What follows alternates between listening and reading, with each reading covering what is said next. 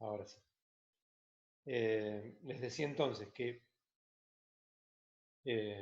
simplificando las ecuaciones, linealizándolas, suponiendo que no hay forzantes,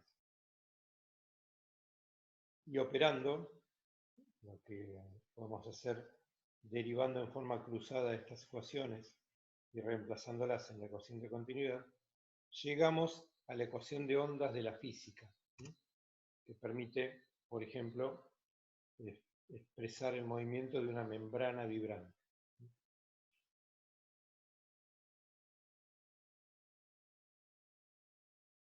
Fíjense entonces que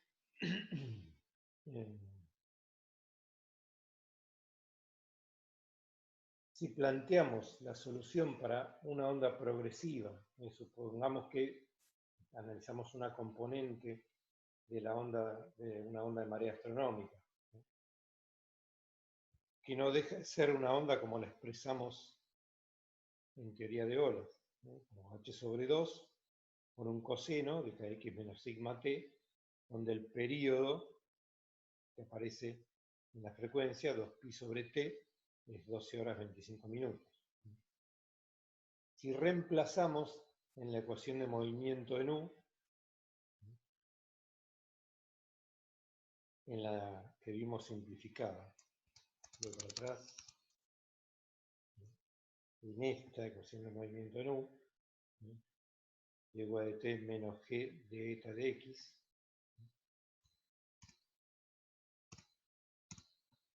nos queda esa expresión, derivo eta respecto a x, que es h sobre 2 por el seno de kx menos sigma t,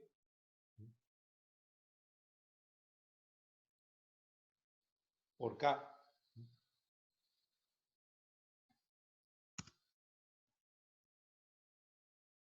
Llegamos a la misma expresión de U que vimos hoy al principio de la clase, mírenla después, que es la aproximación asintótica de U para aguas poco profundas. Que llegamos a la misma solución directamente de las ecuaciones de ondas largas. Y si sustituimos en la ecuación de continuidad, tanto, voy para atrás otra vez, en esta ecuación de continuidad, U y B, por sus valores obtenidos a partir de la derivada de eta respecto de x y la derivada respecto de y,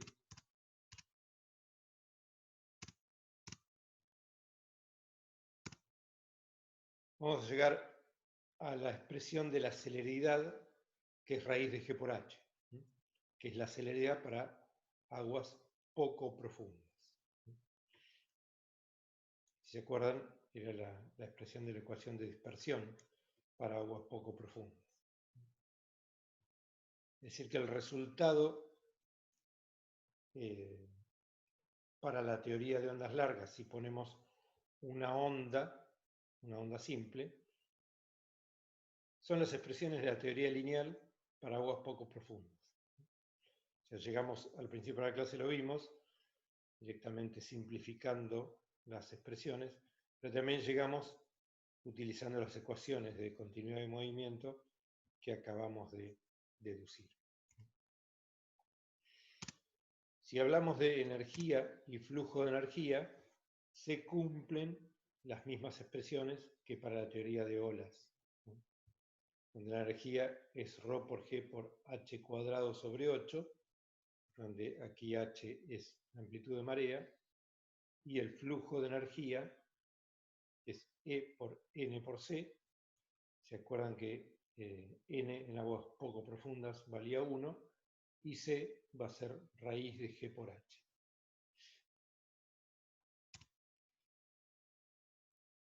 Fíjense que si planteo conservación del flujo de energía en un canal de ancho variable, puedo obtener, como hacíamos en la teoría de olas, una relación entre la onda de marea en dos puntos diferentes.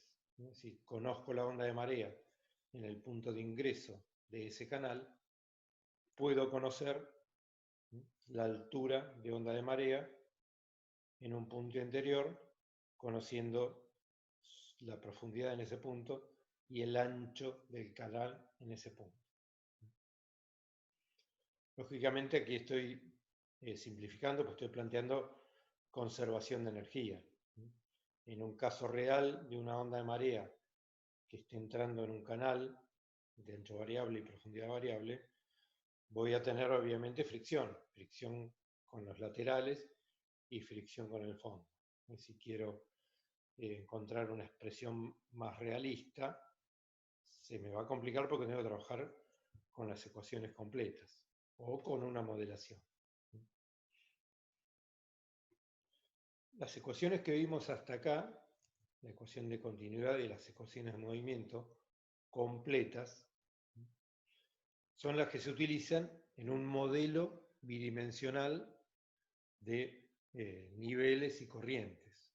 Si yo estoy modelando, por ejemplo, el Río de la Plata, un modelo matemático expresa esas tres ecuaciones de tal manera que ingresando datos de viento y parametrizando la fricción con el fondo, ingresando obviamente la batimetría y las condiciones de contorno, me permite modelar tanto la marea astronómica por acción del viento como una onda de marea, la marea meteorológica por acción del viento, como una onda de marea astronómica que se propaga hacia el interior del río.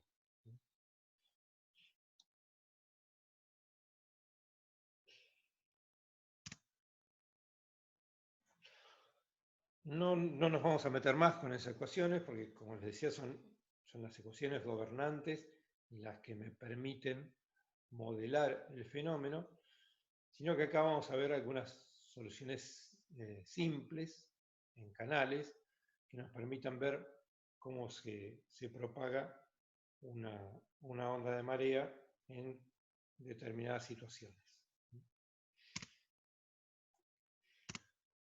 Vamos a ver primero un canal rectangular que tenga profundidad constante y una pared reflejante en el fondo. Como comentario les digo que para una onda de gran longitud, una pared reflejante es, por ejemplo, una playa. Al ser la longitud de onda tan grande, esa onda, una pendiente suave con una playa, la ve como una pared. Relativo a la longitud, esa pendiente es una pendiente importante, es una pared vertical. De manera que la reflexión se da siempre, no necesitamos tener una pared vertical para que una onda de marea se refleje. Entonces, si queremos ver qué pasa con esa onda, lo vamos a hacer como vimos en la reflexión de olas. Vamos a sumar una onda incidente y una reflejante que tiene la misma amplitud y sentido contrario.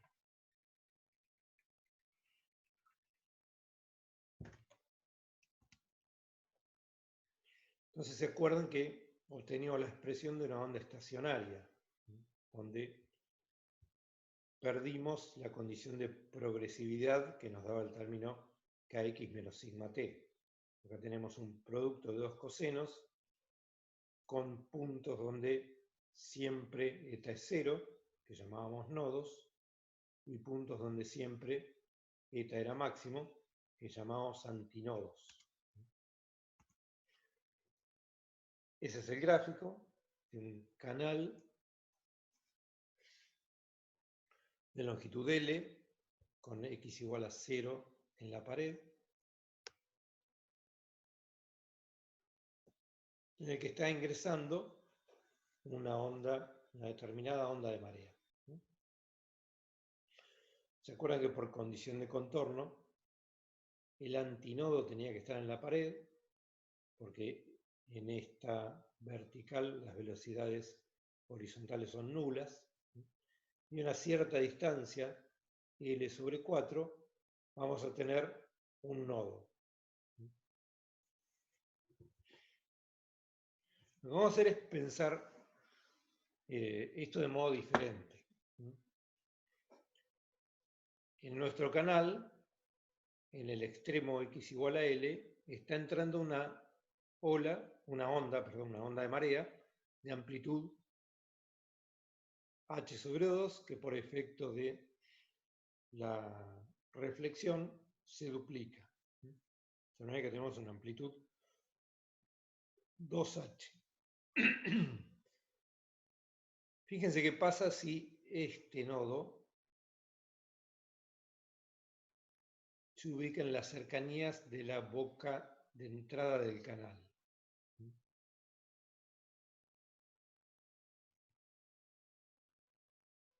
Como la amplitud de la marea acá es h sobre 2 de la onda ingresante, si este nodo está en las cercanías de la entrada, se va a amplificar muchísimo a una magnitud 2h. O sea, va a ser una condición desfavorable para nuestro canal. Si la longitud del canal se asemeja a L sobre 4, vamos a estar en problemas porque nuestra onda de marea entrante se va a amplificar de una manera muy importante. Si lo queremos plantear matemáticamente,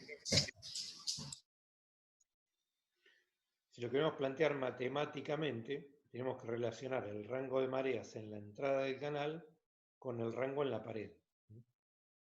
Nos vamos a plantear la relación entre eta en L en valor absoluto, 2 eta, porque tenemos una onda estacionaria. Fíjense que es 2h por el coseno de KL, suponiendo que es el valor máximo para coseno sigma t igual a 1. Y si planteamos la relación entre eta en 0, que es eta en la pared, y eta en L, que es eta en la entrada del canal, eta en 0, fíjense que es 2h.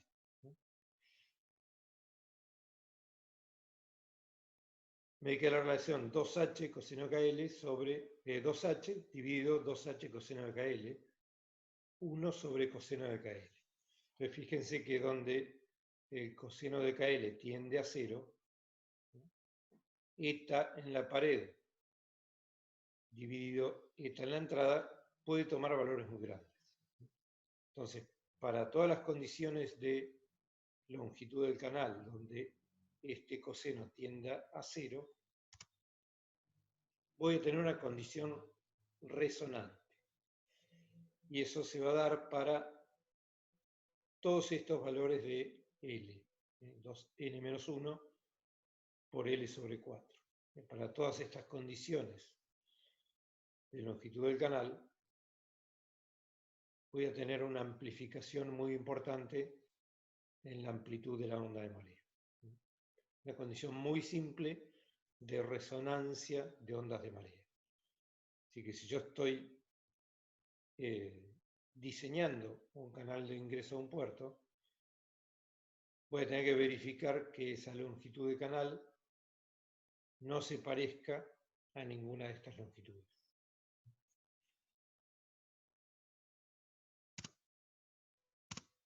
Vamos a ver otro ejemplo un poquito más complicado, que es un canal rectangular, pero ahora de sección variable, donde en la ecuación de continuidad aparece el ancho del canal B, donde B lo vamos a hacer variar. Nos aparece un parámetro más en la ecuación de continuidad y en la ecuación de movimiento, que es el ancho del canal. Vamos a encontrar una expresión derivando la ecuación de continuidad respecto a t, y sustituyendo la segunda ecuación, nos va a quedar esta expresión.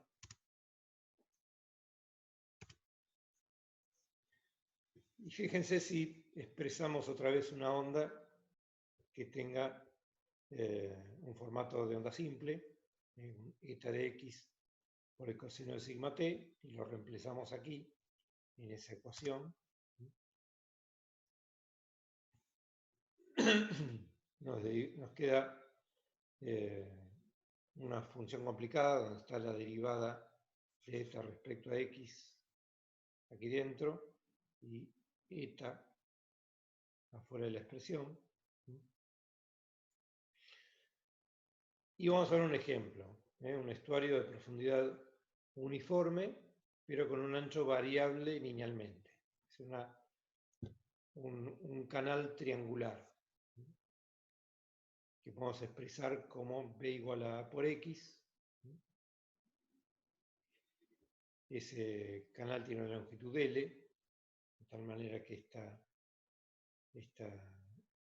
este parámetro A es el ancho en la boca dividido la longitud del canal.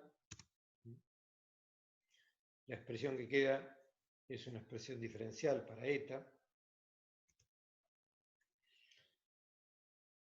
Esa ecuación se llama ecuación de Bessel, de orden 0, y tiene como solución de la ecuación esa expresión, que es función de dos funciones de Bessel. Se pueden encontrar en los manuales de análisis matemático. Tenemos que encontrar estas constantes como con condiciones de borde. Esa condición de borde me da que C2 tiene que ser igual a 0.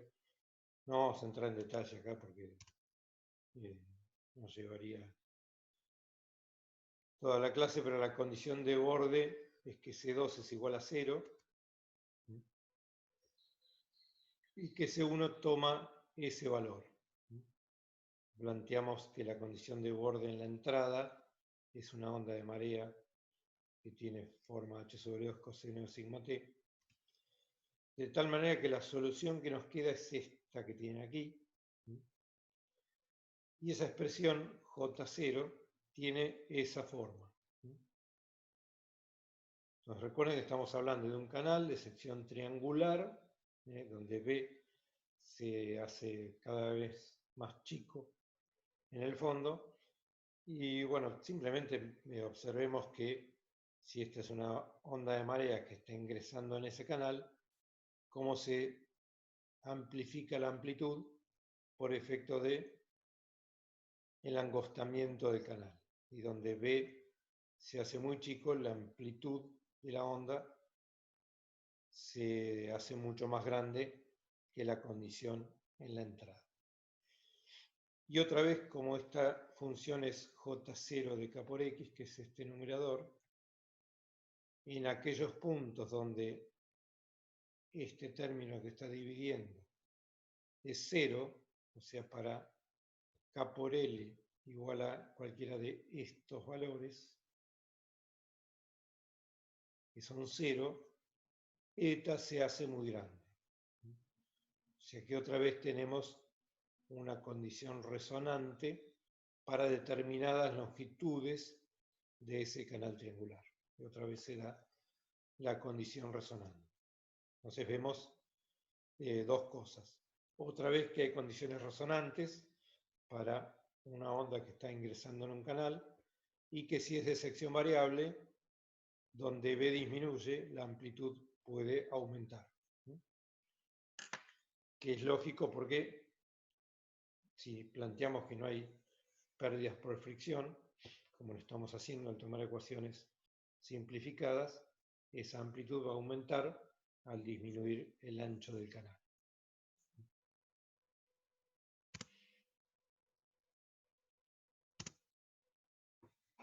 Vamos a hablar un poquito ahora de lo que ya mencionamos al principio de la clase, que es la resonancia portuaria. ¿Qué se entiende como resonancia portuaria?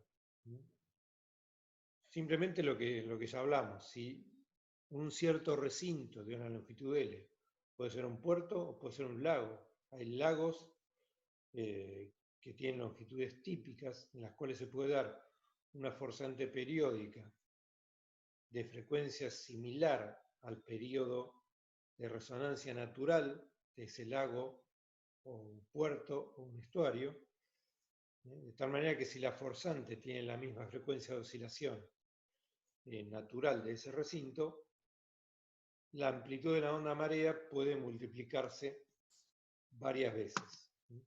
Es simplemente lo que tenemos que verificar es que, como en ese recinto, recuerden que dijimos que para las ondas largas cualquier pared es una pared reflejante, aunque sea una playa. Para un lago puede ser también el mismo ejemplo. Vamos a estar en problemas si la frecuencia de oscilación es tal que entra un número determinado de ondas en esa longitud, de tal manera que siempre haya antinodos en las paredes. Entonces, la primera condición de resonancia se da para una longitud de onda igual a L sobre 2, donde hay un antinodo y un nodo en el medio. La siguiente condición de resonancia se da para cuando hay dos nodos y tenemos dos ondas completas en el interior del recinto. Y así siguiendo. Para n igual a 3 tenemos 3 nodos en el interior del recinto y otra condición de resonancia. Lo que vamos a tener que verificar aquí es que el período de la onda excitante sea tal que esta relación o estas relaciones de longitud de onda de marea no se parezcan a L minúsculo, donde L minúsculo es la longitud del recinto portuario, lago, estuario o lo que sea que estamos analizando. Tenemos que hallar la relación de período que cumple esa condición y tratar de evitarla, obviamente. La expresión que nos da esa condición sale de plantear que este coseno de K por X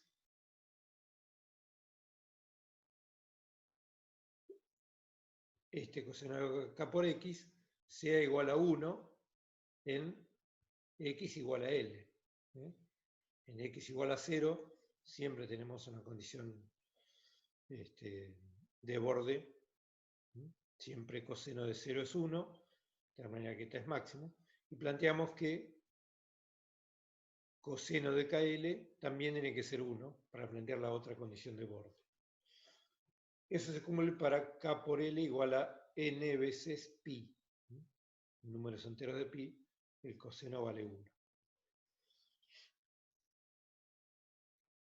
Esto nos permite obtener la relación entre la longitud de la onda de marea y la longitud del recinto, que es 2L sobre N. Para encontrar la relación entre el período o el período resonante, planteamos la relación de C igual a L sobre T para aguas poco profundas, donde C es raíz de G por H.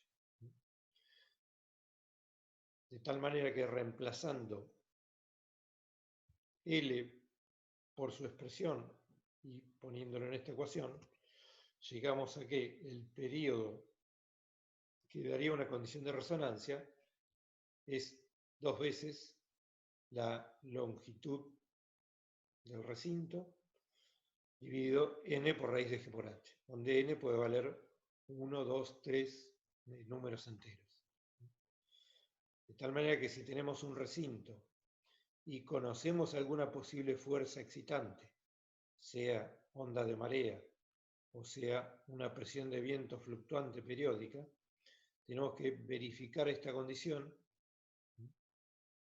y evitar que nuestro recinto tenga una longitud tal que el periodo de resonancia natural de ese recinto se asemeje a esta relación. Es una verificación que tenemos que hacer para evitar que nuestro recinto tenga una frecuencia resonante.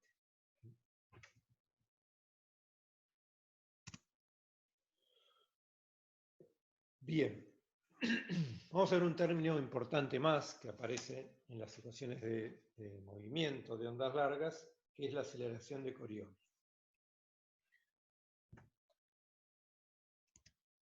Esa aceleración es una aceleración debida al efecto de rotación terrestre. Y está dado como un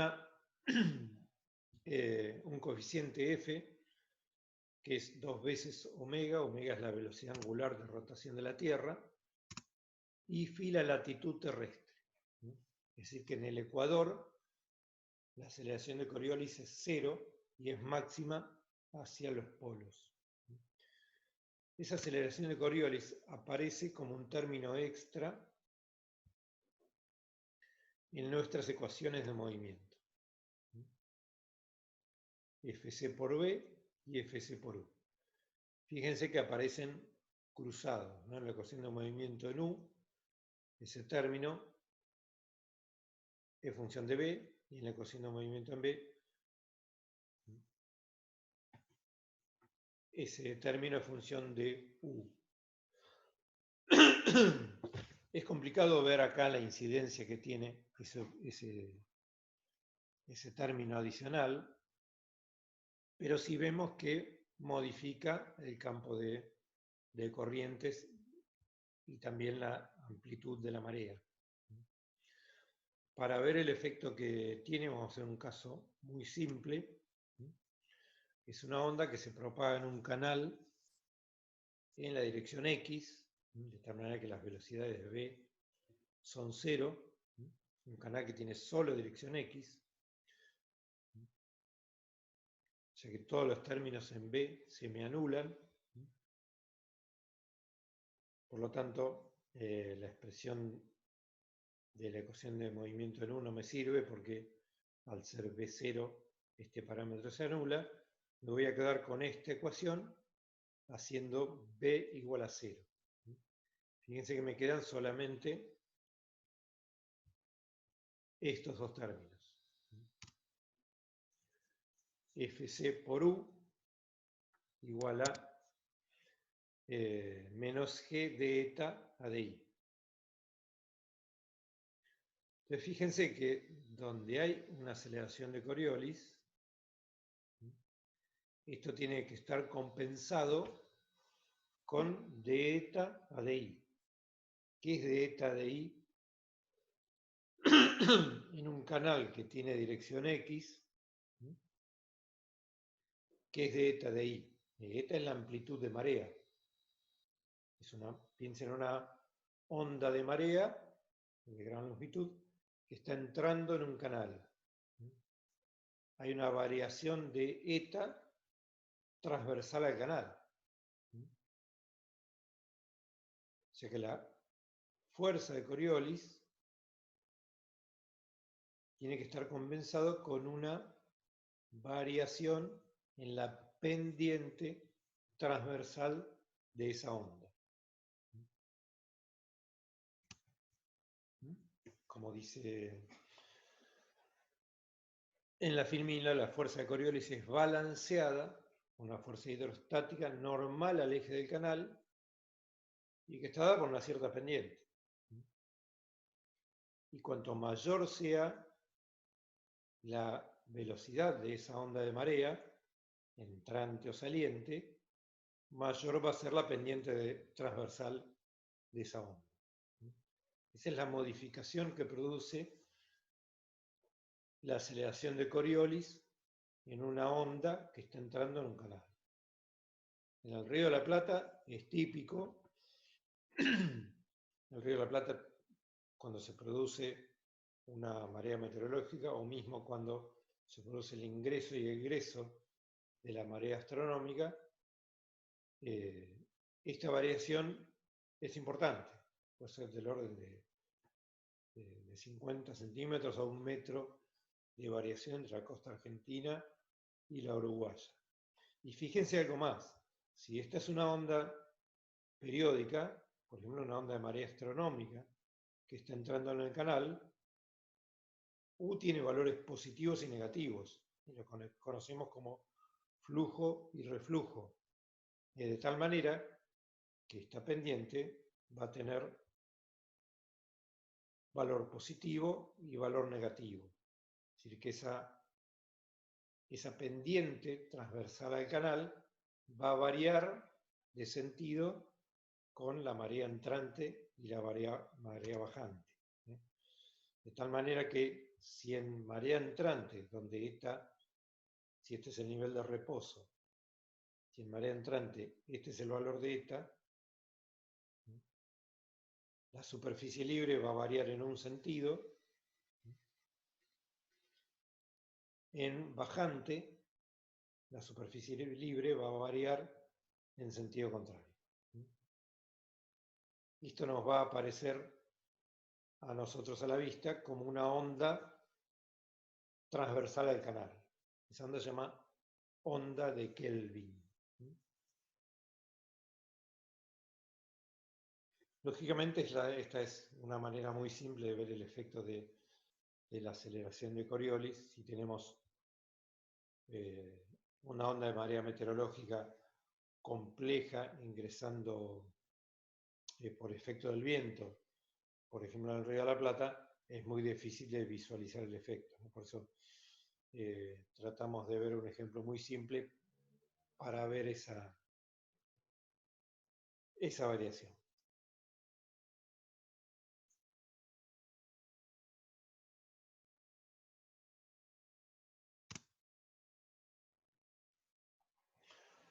Nos queda este último temita, después vamos a un ejemplo de aplicación de las ecuaciones a un caso de una bahía. Nos queda por ver qué efecto tiene el viento sobre una gran masa de agua en las cercanías de la costa, lo que conocemos como marea meteorológica. Entonces otra vez vamos a simplificar las ecuaciones que hemos visto y tratar de interpretar por qué se produce ese fenómeno. Perdón.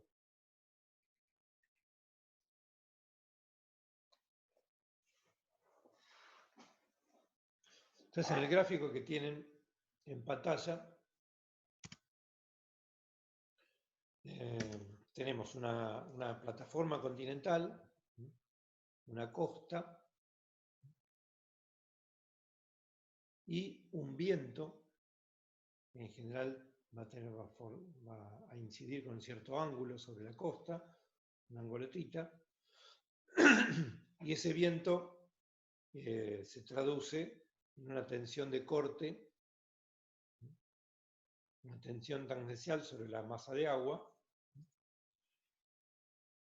que produce su efecto sobre el nivel del mar. Vamos a tratar con las ecuaciones que hemos visto de interpretar qué condiciones se tienen que dar para que esa sobrelevación, esa marea meteorológica, sea de magnitud. Entonces, para eso vamos a expresar a la tensión de corte debido al viento como ρ, la densidad del aire, por un factor K, por la intensidad del viento en metros por segundo, por su módulo. Siempre las tensiones son proporcionales a la magnitud al cuadrado de la tensión del viento. También la tensión de fondo es proporcional al cuadrado de la velocidad con que se mueve el agua en el fondo. Es una relación típica. Tensiones son proporcionales a las velocidades al cuadrado. Y lo expresamos como W por el módulo de W para que tau tenga el signo que tiene el viento.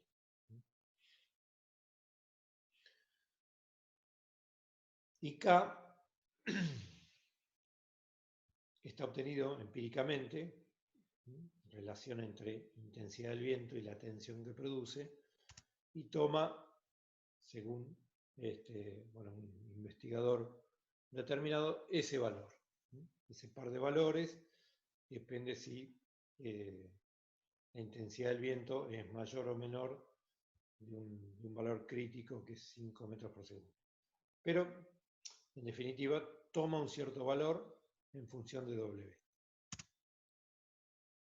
Vamos a trabajar con la ecuación de movimiento en U y nos quedamos con la presión hidrostática y las forzantes. Este va a ser nuestro dato, va a ser tau W, y esta es la fricción de fondo. Para resolver este tema, que es como aparece la fracción de acá,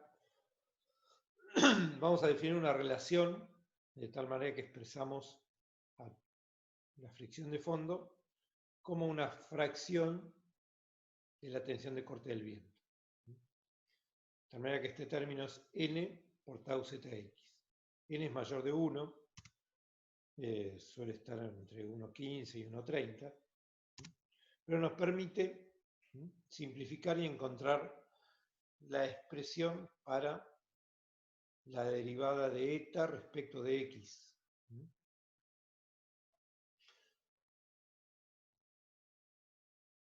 Despejando este término, ¿cómo llegamos a este valor? Planteando una condición estacionaria. Es decir, si suponemos que el viento sopla un tiempo suficiente para que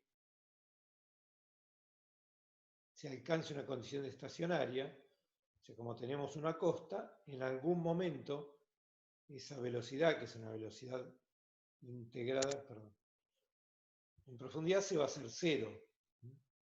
Cuando llegue el estado estacionario, eta de x me va a quedar igual a n por tau zx, que es este término, dividido ρ por h más eta por g. Ahora cortamos y seguimos